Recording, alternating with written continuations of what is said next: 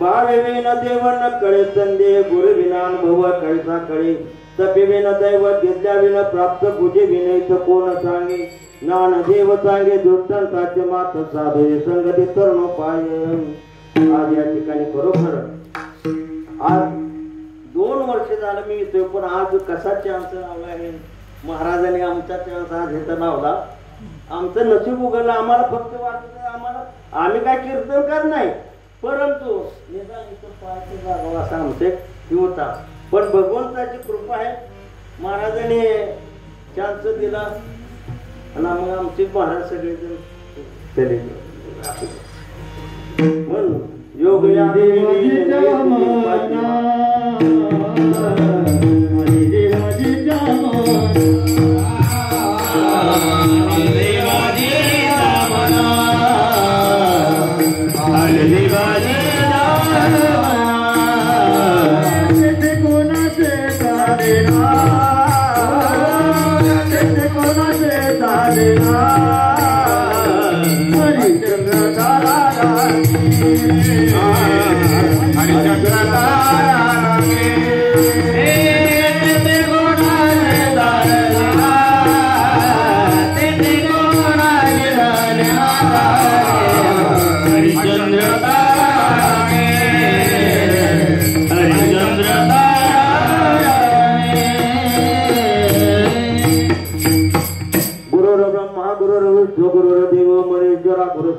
परब्रह्म तत्मेत्य गुरुवे नमः। आले देवाजीच्या मनात तेथे कोणाचे चालेना, हरिश्चंद्र ताराराने वाहे डोंबा घरी पाणी।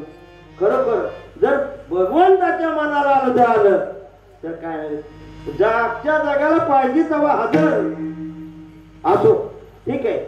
मग या ठिकाणी आभार घेतलेला आहे की योग यागी येणे नाही सिद्धी वायाची उपाधी दभ धर्म। भावे विन देव न कळे संदेव गुरु विना अनुभव कैसा कळे। भावे विन देव, भाव पाहिजे मनात। अरे भाव मनात होतो, पण कसं आहे एवढा मोठा आज देह आपल्याला देवाने दिलेला आहे, मग त्याचं काय तर केलं पाहिजे ना। देह एवढा मोठा देवाने दिला, ते कशा करता दिला? देवे दिला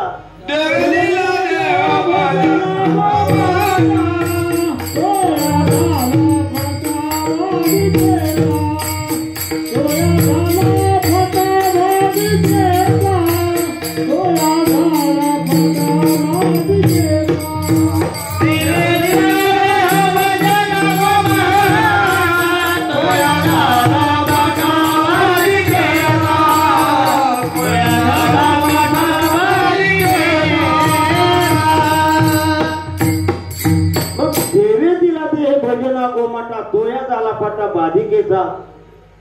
मग एवढा देह मोठा देऊन सुद्धा काय आपला उपयोग आहे मला सांगा? देवाने देऊन आपण त्याच्या करता खर्च करायचा नाही, मग आपण काय केलं पाहिजे? कशासारखा देह दिला, या देहाचा उपयोग केला पाहिजे हे देवाने सांगितले। तर आपण काय करायचं? संतांच्या मार्ग धरला पाहिजे। संतांच्या जर मार्ग दावणी गेले आधी दयानिधी संत जन देण्याची चालू जाता पडता न पडे गुंता कोठे काय, कुठे सुद्धा गुंता पडत नाही। तर संताला जवळ आधी केलं पाहिजे, देव आपला होत असतो का? जर समजा आपण एखाद्या जर बँकेत गेलो तर आम्ही शिपायाला नमस्कार घातला पाहिजे, आणि शिपायाला नमस्कार घातल्याशिवाय आपल्याला साहेबापाशी जाता येणार नाही, आणि साहेबापाशी गेल्याशिवाय आपलं काम होणार नाही। मग लिंक लागली पाहिजे। तसं ही सुद्धा संताजवळ गेलं पाहिजे। संताच्या हातात प्राप्ती नाही, प्राप्ती नाही,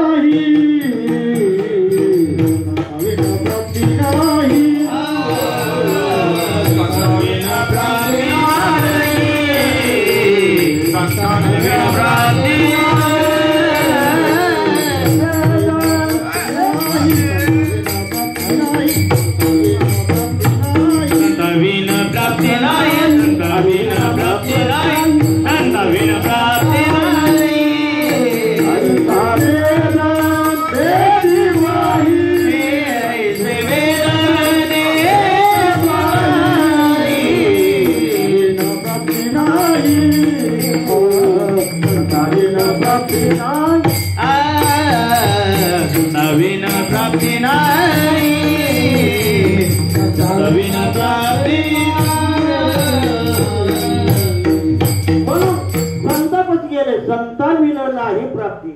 ऐशी वेद देते ग्वाही. मग संतांना नाही प्रत्य ऐशी वेद देते ग्वाही. वेदानं सुद्धा त्या ठिकाणी सांगितले.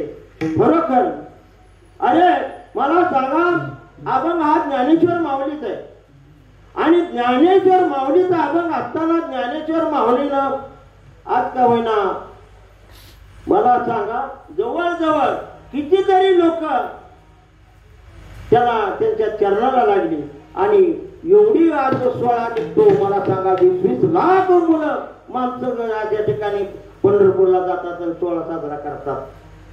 पण ज्या वेळी माऊलीचा जन्म झाला त्यावेळी त्या 4 भावंडाचा जन्म झाला का हो, त्यांना कोणी ओळखलं का? कोणी सुद्धा ओळखलं नाही. का ओळखलं नाही? हा खरोखर अरे त्यांना नुकतं सुद्धा त्या आळंदीच्या ठिकाणी उभा राहू दिलं नाही. कारण का अरे संन्यासाची मुलं म्हणायची आहे आणि संन्यासाची मुलाची त्यांची सावली सुद्धा आमच्यावर नको. असं काय करतं त्यांनी वाईट, असं काय करतं त्यांनी वाईट. पण त्यांना वर जर समजा आंघोळ जर करायला लागलं, मागाय जर पीठ मागायला जर आली तर त्या भट्ट लोकांनी अरे पीठचे डोळे इसकावून घेतले आणि इसकावून घेऊन तिने खाली मातीत ते थोडस पीठ मिळालेलं ते खाली मातीत मिसळायचं आणि हे करायचं आणि त्याला मारून लावायचं. एवढी परिस्थिती असत. एक दिवस झालं किंवा मुक्ताबाई म्हणले ज्ञानदादा अरे मला फार भूक लागली या 2 दिवस झालं अण्णा मी कुठं उपाशी बसणार. मग असं ऐकल्यानंतर खरोखर ज्ञानेश्वर माऊलीनं विचार केला आणि डोळे घेऊन गेले. पण कुणी सुद्धा त्या माऊलीला नुसतं सुद्धा पीठ सुद्धा वाढायला भेळ लागली सगळी. का तर पाहिलं तर लगेच त्याच्यावर धुडकावून जायचं आणि त्याला मारून लावायचं. अशी परिस्थिती त्या ठिकाणी त्या 4 भावंडाची केली गेली.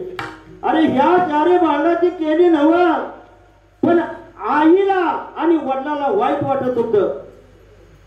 वाईट वाटत असताना लहानाची मोठी झाली आणि लहानाची मोठी झाली असताना त्यांना वाटायचं खरोखर माझ्या मुलाची मुंजी व्हावेत आणि समाजात मिळवून घ्यावं म्हणून स्वतः त्यांचे वडील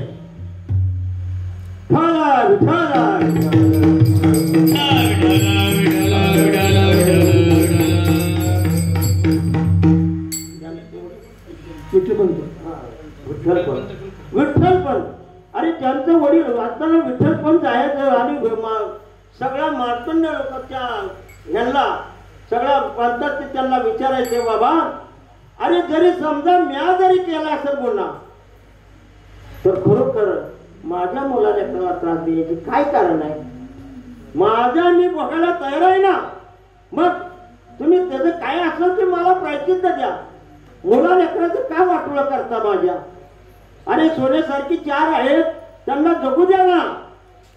मग असं म्हणल्यानंतर एक जण म्हणला बाबा त्यांना देहांत प्रायश्चित्त द्यावं लागलं. देहांत प्रायश्चित्त घ्यावं लागलं. आणि त्यांना देहांत प्रायश्चित्त सरळ सांगितलं पंतांनी देहांत प्रायश्चित्त घ्यायची माझी तयारी आहे. पण माझ्या मुलाला खरोखर कल्याण व्हायला पाहिजे. आणि जर होत असेल अरे काय त्याचं समर्थ घेऊ ना. सांगितलं असताना त्या टायमाला ताबडतोब लगे घरी आले आणि रुक्मिणीने विचारलं का हो स्वामी काय झालं, काय सांगता, काय निर्णय दिला? सांगितलं रुक्मिणी अगं तुला सांगतो पण माझ्या मुला लेकराला गोळ्याचा स्वयंपाक कर आणि खरोखर संध्याकाळी पोट भरून माझ्या देखत जेव घाल. अरे का असं एवढं काय आगाही आहे आणि असं काकूल देऊन काय बोलते स्वामी? बरोबर आहे रुक्मिणी, मी सांगतोय तसं कर. रुक्मिणीनं पुराण घातलं, स्वयंपाक केला पण आणि स्वयंपाक केला आणि जीव घालण्याकरता पुढे जात असता जीव घातलं.